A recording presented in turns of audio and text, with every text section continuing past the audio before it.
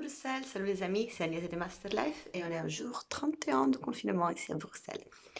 Voilà, c'est les lundis de Pâques et je voulais vous parler en fait de quelque chose qui ça m'a fait réfléchir beaucoup hier et c'était une journée spéciale Pâques, voilà, comme on a vu dans les vidéos précédentes, les miennes sur les artichauts, la préparation du repas de Pâques et celui de Beta hier sur les repas en distance avec les amis.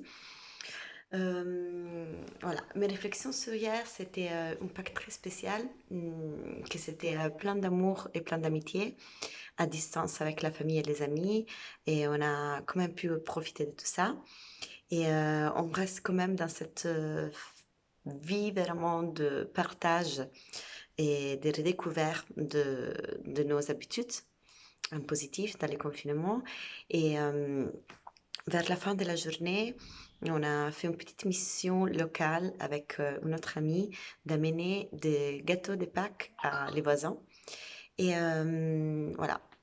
Et là, on s'est rendu compte en fait qu'il y a aussi une autre réalité parce que c'était le soir et c'était un peu une ville fantôme. Donc on s'est baladé dans notre quartier de Bruxelles et dans les quartiers à côté. Et plus on marchait et plus ça devenait nuit.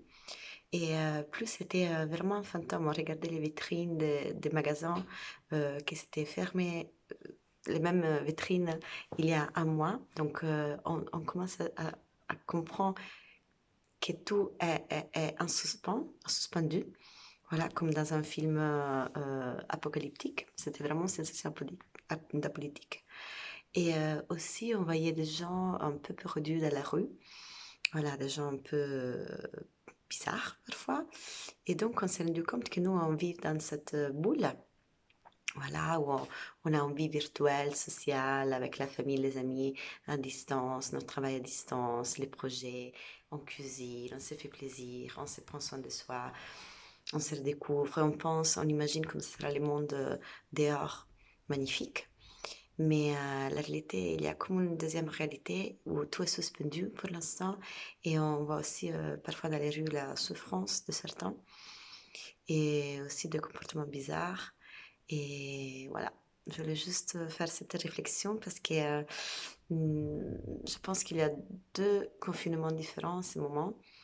Et donc, je voulais partager ça parce que, avec vous, parce que peut-être que vous sentez les mêmes sensations que moi. Et, euh, et voilà.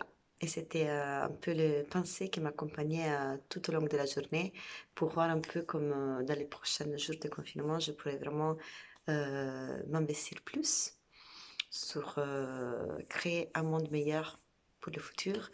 Aussi, si c'est vraiment, je vous ai vu que certaines sensations hier dans la rue m'ont mis un peu peur que peut-être quand on sortira d'ici, le monde ça sera changé, mais pas mieux comme on s'imagine, fermé dans notre petite boule maintenant.